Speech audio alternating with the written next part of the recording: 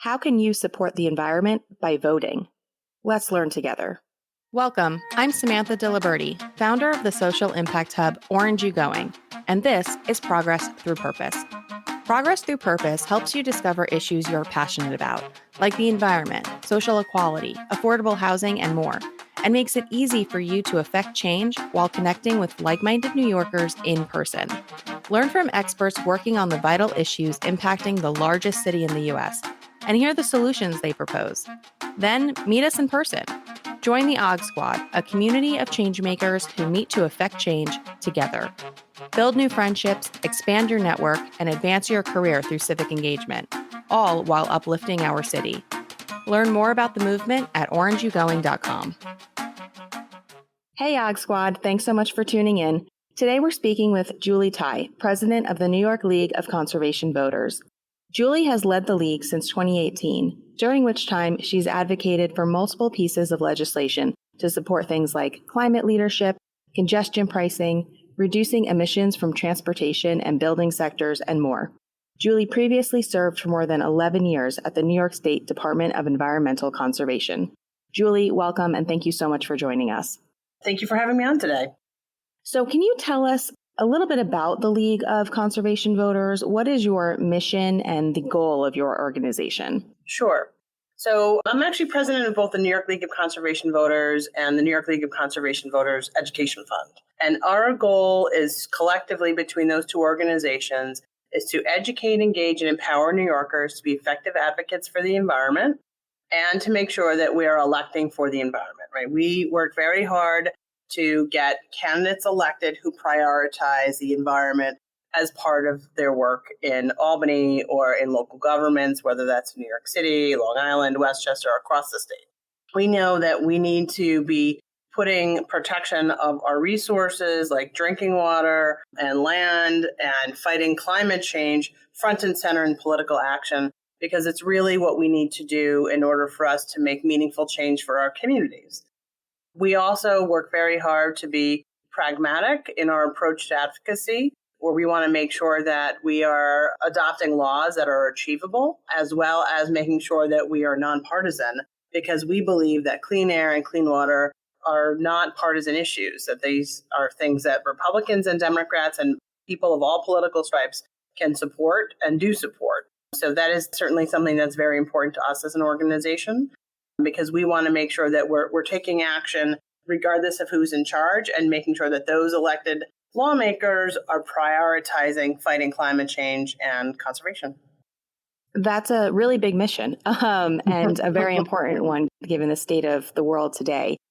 So how does the League go about realizing this goal? What are some of the tools and advocacy tools that you offer to your members? And also, how do people get involved and become a member of the League in order to get all of this great information? Sure. So first, we use a cycle of accountability for how we look at our policymakers, our lawmakers. We start by developing policy agendas, both for our work at the state level and at the local levels, working with our partners in the environmental community and environmental justice, in transportation, in public health, so that we're developing a collaborative agenda, what we want to see move forward on the policy front. Then we hold, during the legislative time, we will issue memos on legislation to alert legislators about our position on various pieces of legislation. And then we use a scorecard to rate the elected officials and hold their feet to the fire, right? It's like, you say you're going to support the environment. Well, here are the bills that we prioritized, and did you vote for them? Or if the bills haven't been voted on, then did you co-sponsor the legislation to indicate your support for it? So we actually just issued our current scorecard for the state legislature today, which is very exciting. And, we're very happy to see that both the Senate and the Assembly have a 92 score. So I think that's an A, which is pretty darn good. And I think New York has been at the leadership front for many years in the environment. And we know that we need to continue to do so. And then we use the information from our scorecard to help us in determining whether or not we're going to endorse candidates. So we are unique in that we're the only environmental advocacy organization that really does political action directly. And we do endorse candidates at both the state, local, and federal level. And we use that process where we look at the scorecard for people who are in office, and we use that to evaluate them when we're making our decisions about endorsements. We do an interview process where our local chapters are the folks who help to interview the candidates, and whether or not we decide to issue our seal of approval, which means that we know that they're going to be advocating for smart environmental policy. So we then, during the legislative time, we advocate for specific policies, try to help create coalitions and work with others to make sure that bills stay on track. And we don't allow Albany to, let potential environmental wins leave them on the table.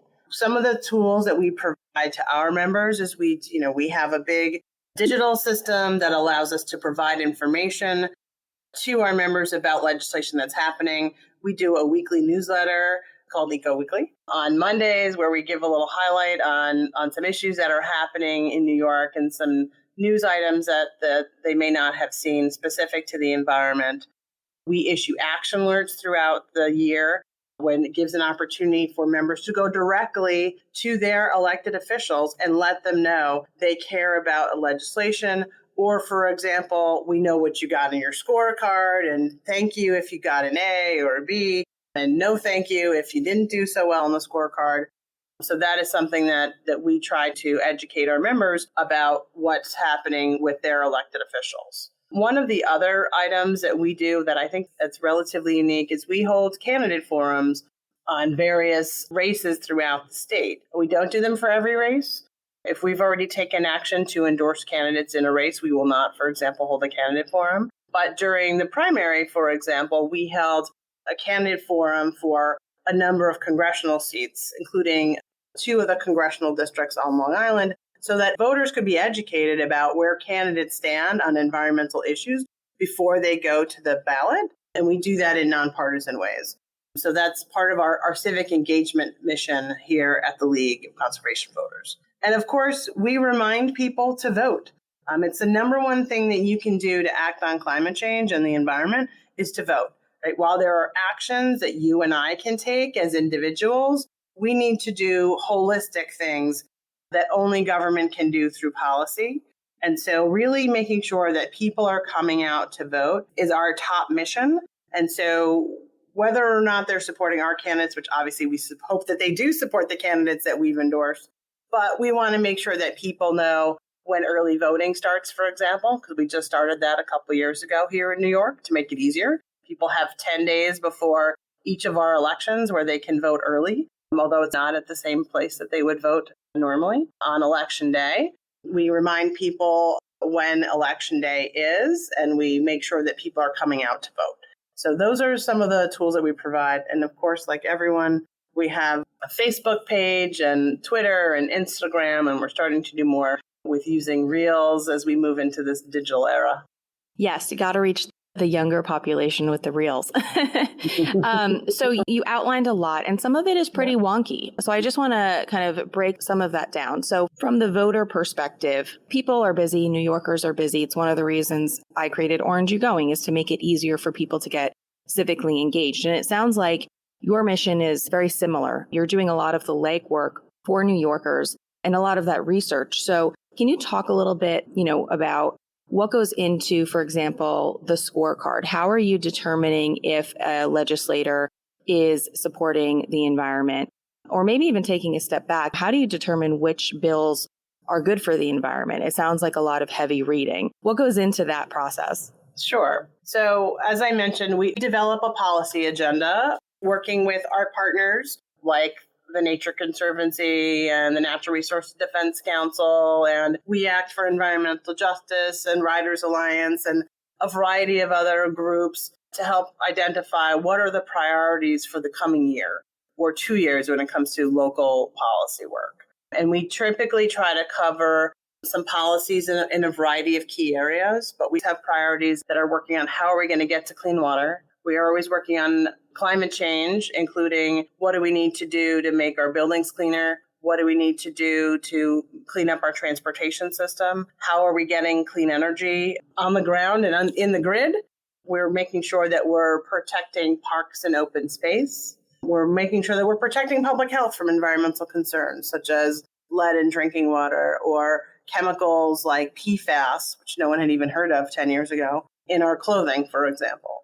And so we take a look at the bills that we're tracking throughout the course of the year at the state level, and we look at the bills that we put memos on. And we try to prioritize, again, those bills that are practical, that are achievable. And then, we look at if a bill has passed, we looked at whether or not you voted on it. We tried to make it as non-discretionary as possible. It's really very concrete. Like you voted for it or you voted against it. It's very straightforward. If your bill didn't pass, because we want to advocate for bills that still need to get done in future years, then we will evaluate it based on whether or not you co-sponsored the bill. And again, the point of that is that we're non-discretionary. We're not trying to have areas of gray here. It's very black and white when it comes to whether or not you've co-sponsored legislation. Can we just break down really quickly what co-sponsoring legislation is? I think this is a great opportunity to give a bit of a 101. So a bill is introduced by a legislator who is considered the prime sponsor, and then additional members, and correct me if I'm wrong, but additional members can then show their support of the bill by co-sponsoring it. Is that correct? That's exactly right. Okay, great. Good for people and for New Yorkers to learn how our legislative process works. So something that you brought up was this idea of practicality. And I think that's also a very unique approach because it's easy to say we need to go all electric now, but there's a large system in place that needs to be, it takes a lot of money to transition it over. So for example, the New York City Council recently passed a bill for buildings to convert them to cleaner energy. Can you talk a little bit about the state of the environment in New York and how we're doing in terms of environmentalism and environmental awareness and where you think we need to go? What do we still have to work on? Sure. So New York State passed in 2019 a law called the Climate Leadership and Community Protection Act. And it's one of, if not the boldest environmental climate legislation in the country that requires the state to move to 100% clean energy, where we get our electricity from, by 2040, meaning that there's no emissions associated with the electricity that we get, right? Whereas now, the New York City, the downstate grid is made up of 80 to 90% of the power comes from fossil fuels, whereas the grid in upstate New York, which has a lot of hydropower and nuclear power, is about 90% clean, right? There's no emissions associated with that. And so that's really bold and ambitious. And the law sets a little bit more specifics on how much offshore wind we want to get, which is about 9,000 megawatts, which is a lot of offshore wind, and how much storage we need to get, which actually the governor has already increased the goal for battery storage from what we had originally adopted in that law in 2019 because of the progress we're making and because of what we know about how much we need to support the grid, make sure we have reliability and we never get into the situation that California often seems to be in with rolling blackouts. We have set major solar goals that are also been exceeded. We had set a goal of 6,000 megawatts of distributed solar, meaning like solar that you can get at a more local level. And they've actually increased that goal to 10,000 megawatts, which is really exciting because we're on track already to meet that goal. But then it goes broader, right? Because I always say this, the electricity part of this is actually the easy part. Because the rest of the economy is supposed to be 85% emissions free by 2050. That is an incredibly big goal. And the state right now is going through a process through a group called the Climate Action Council, which is led by the Department of Environmental Conservation and the New York State Energy Research and Development Authority, or NYSERDA, to come up with a plan for how we're going to achieve that. And they're looking at the various sectors. They're looking at what are the pieces we need to tackle transportation, right? What are the pieces we need to tackle buildings? What are the pieces we need to tackle manufacturing? What are the pieces we need to tackle agriculture? And so it's real, and energy. So they've really gone through and identified some major policies that the state can and must adopt in order to make progress on that. You mentioned the New York City Council having passed a few laws to make our buildings cleaner. In New York City, unlike in most other places in the country and in the state, buildings are the number one source of climate pollution because so many people take mass transit. So it's not transportation, which is what it is just about everywhere else. And so we've adopted some bills that require large buildings to be much more energy efficient and to move to cleaner energy, and for new buildings to be, zero emission in the next few years, so that we're not constructing new buildings that are relying on fossil fuels, which is really what we need to do to take action. And that's something that we're trying to figure out a path for the rest of the state. And I will just encourage anyone who is visiting the city, you will see on some of these large buildings a new grade, and it'll tell you how energy efficient that building is, which is really interesting. It's like a way to educate the public on building efficiency. It is. And it's going to require a lot of work and probably some more support. Certainly the Congress's Inflation Reduction Act includes significant funding for energy efficiency, for making buildings more energy efficient. And the state just passed a bill that's on our scorecard this year. We call it the Building Codes and Standards legislation, that requires, for example, the appliances that you buy to be more energy efficient, to be as energy efficient as possible. So you're reducing the amount of energy that you need, which of course will help reduce your electric bill as well. So that's very exciting. And to make sure that our buildings are being built to the best possible building code as we move forward, because we know that we need to tackle building pollution as well. So New York is doing a lot. We have the big, bold legislation that sets out the long-term goal. And now we're chipping away at what do we need to do to achieve that. And that'll require a lot of different, in many cases, smaller pieces of legislation, but that will help us start to reduce our emissions and make real progress on that. And we have an opportunity in November. One of the things that's on the ballot, besides just the candidates, and then this is a year where the governor's up for election, and the attorney general and the comptroller, but also the entire state legislature and your members of Congress, and Senator Schumer is up for re-election. But there's also a ballot proposition, which is the Clean Water, Clean Air, and Green Jobs Environmental Bond Act, which is Proposition 1. And Julie, before we get into the specifics, can you explain what a proposition is? Sure. So oftentimes the state legislature will pass legislation, and it's just between them and the governor who determines it. But sometimes we take things to the voters. A few years ago, there were some constitutional amendments, for example, because when the state wants to change the Constitution, the people of the state of New York have to approve it after the legislature has passed it in two separately elected legislatures. In this case, this is a request for funding that the people of the state of New York get to vote on. And so it's very exciting. We haven't had an opportunity for the voters to say yes or no. Hopefully, yes. We want to invest in the environment since 1996, which is the last time we passed a bond act. And so this is very exciting. This is not California.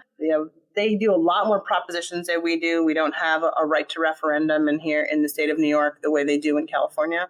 So this is a relatively unusual circumstance, but it is an opportunity for New Yorkers to say, yes, legislature and governor, we think you're putting something good on the ballot here with an environmental bond act, so that the state can issue funding to support projects to help us invest in clean water, in water infrastructure, protecting parks and investing in parks and open space preservation. But also there's funding for addressing climate change for probably one of the first times. And this is the largest single investment the state has ever made into the environment. So it's very exciting. That is really exciting. And it's an opportunity for voters to really have an additional direct effect and a direct voice. This episode is brought to you by City and State Media, New York's premier outlet for New York politics and policy. Subscribe to the must-read daily newsletter, First Read, at cityandstateny.com. First Read is the quickest way to stay up to date on NY's biggest political and policy news. Always be in the know. Visit cityandstateny.com to learn more. So it sounds like in order to accomplish all of these things, it's really requiring a lot of industry. And I think that individual New Yorkers hear a lot about recycling and what we can do individually. But at the top of the podcast, you mentioned that there is this need for systemic change. So we've talked about organizations like yours. We've talked about government. What is the role for businesses? And is there a way that the average New Yorker can use their buying power to support businesses that are supporting these environmental goals? So the business community does have a role. In particular, right now, private sector is, for example, the renewable energy industry is driven by private sector players who are building out our solar, our wind, our transmission to get the clean power to the people who need it. And we have, opportunities for consumers to choose through their utility to purchase clean energy. And that's something that consumers can do individually, is say, I want to get my energy from a renewable energy source. We have opportunities for the business community to be using better and easier to recycle materials in their products. And we want to encourage that. But we really need, from that perspective, we need the state to set some parameters on what that means. And so that's some of the legislation we're pushing for. It's called Extended Producer Responsibility.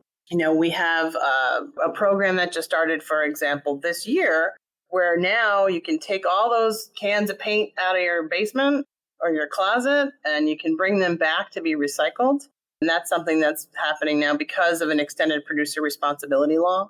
So that is where the paint industry is actually coming together to collect that paint and to either recycle it or to reuse it in many cases for things like Habitat for Humanity, which is a really much better use than sitting around your basement and collecting dust.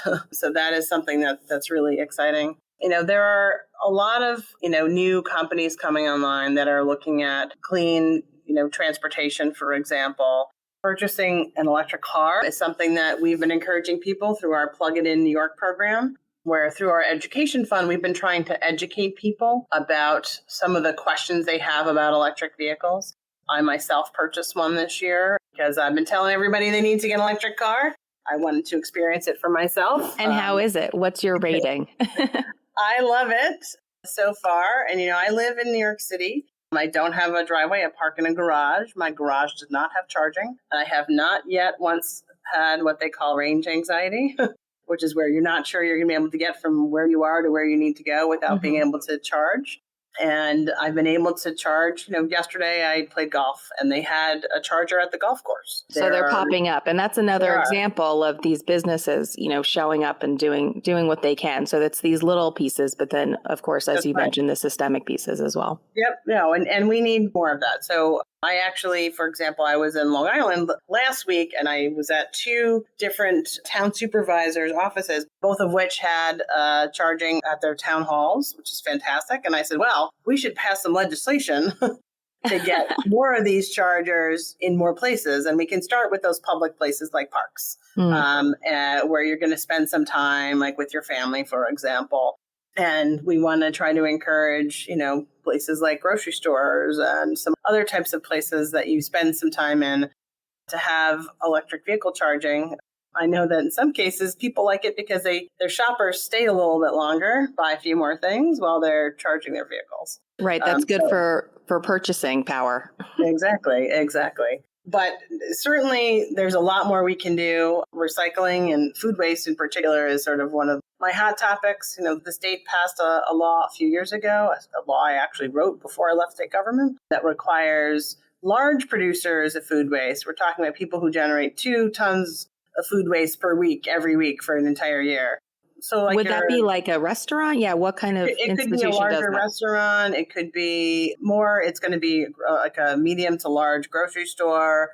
Could be an institution like a hospital or a stadium or something along those lines. So, and food manufacturers, for example, and they're required now to recycle their waste if there's a recycler that's relatively nearby, and donate any edible food in the first instance, so that we're reducing the amount of food waste that we're generating in the first place.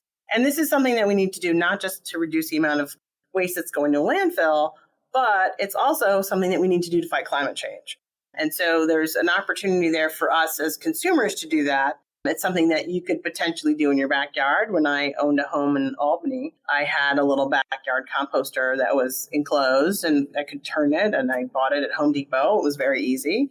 And it's amazing how much less your garbage smells when you're not putting your food waste in it. And I would use that and I would turn it into compost and just throw it in my garden. It was fantastic.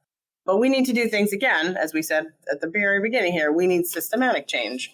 we need governments to be providing that. So one of our priorities is to get more local governments to be providing food waste, composting opportunities for their residents. It's something that we've been advocating for very much here in New York City, but there are a lot of other communities where we want to see that happen as well. Ultimately, we want everyone in the state of New York to have access to that, because that is really a resource that we're putting in the landfill, where all it does is emit greenhouse gases, whereas you can turn that into soil amendments with compost. You can put it through an anaerobic digester, which creates energy. It extracts the energy from it and then creates either a fuel source and it actually creates both a fuel source and a soil amendment. So basically compost. So it's really exciting because sending into a landfill is really a waste of space and adds to greenhouse gas emissions.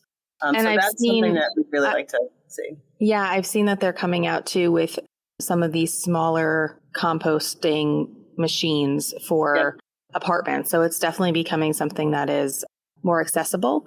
But yeah, the vision is kind of like right now we have our trash, our recycling bin, we need a compost bin, and how to fit that into our small apartments. But I think it also in some way makes you more aware of what you're producing and brings you back in some way to the earth. I mean, even if you're in New York City and you're giving away your composting to a nonprofit or a park organization, knowing that that is going to be used to plant and garden and, returning that to the earth, I think is really interesting. A very full cycle idea. Absolutely. And I think, one of the other things that we can do as consumers, and hopefully the government will provide incentives to do this, is, I always say we can't drive our way out of the climate crisis, right? Like we do, the vehicles that we have, as particular our individual vehicles, will ultimately need to be electric. And I think we saw from this year and the roller coaster ride we've been on with fossil fuels associated with gasoline and diesel prices is, being part of that global, or being subject to that geopolitical forces that impacts the price of oil really is very unpredictable, whereas the price of electricity tends to be fairly stable. And so we need to move in that direction, but we also need to use more mass transit and we need to use more alternative means of getting around. So, you mentioned congestion pricing. That's one of the things that we've been working on. Congestion pricing will provide some price signals to people to encourage them to take mass transit into Manhattan's central business district, which is, 60th Street and below. And they're investing those dollars to make improvements to the subway system, to the Metro North, to the Long Island Railroad. We want to make sure that there's more people getting into buses.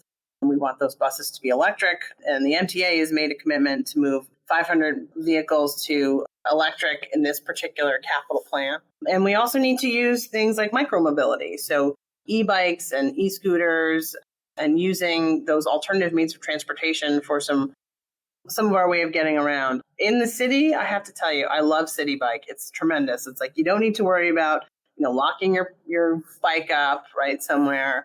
You can use it in only one direction, right? I'll sometimes take the subway to work and I'll take a City Bike home. It's really a great opportunity. And for that, in every community, we need, a safe, protected bike lane so that people can know that can have confidence that when they get on a bike that they'll be safe.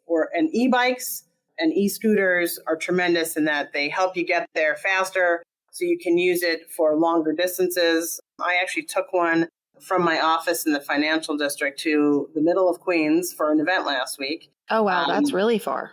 It was, but it was an e-bike. So I wasn't, a big sweaty mess when I got there. And it allows you to go a lot further just using a bike. So it's an option that I think is really good. And for a lot of lower income people, it's a lot cheaper to get a bike or an e-bike than it is to buy a car. Right. Yeah. Again, just kind of talking about how it all fits together and this need for having this kind of zoomed out perspective as well as the zoomed in perspective of what we're doing day to day. Exactly. So what is your call to action for New Yorkers, and what's the fastest and easiest way for listeners to get involved with the League? Sure. So the first thing we need New Yorkers to do is to make sure they're registered to vote if they're not. Because whoever's registered and cares about our environment, we also need people to vote for NYLCV endorsed candidates. And as I mentioned earlier, flip that ballot over and vote yes on Proposition 1, the Environmental Bond Act. So those are some things we'd like folks to do right away. You can become a member very easily or help us to volunteer to support candidates or to get some work done. You can go to nylcv.org to learn more. And as I mentioned, we are on Twitter at NYLCV, and we're on Facebook, and we're on Instagram also at NYLCV. So we're really excited to have the opportunity to be on your podcast today, Sam. And we want to make sure that we're getting all of our New Yorkers who care about the environment to call their representatives and to write letters to make your voices heard. And most importantly is to vote. I love that message. Great way to end. Julie, thank you so much for joining us today. It was incredibly educational. I learned a lot. And thank you for all that you do. Great. Thank you so much for having us on. Get the most of Orange You Going, New York's social impact hub. When you join the OG Squad for free, you receive event notifications curated to your interests. Never miss a change-making event. Aren't you going to be there? Are you hosting a social impact event? Post it for free on orangeyougoing.com to reach the most engaged New Yorkers. When you post with us, we promote it to our email list of nearly 10,000 subscribers across social media and on orangeyougoing.com. Let's engage New Yorkers together.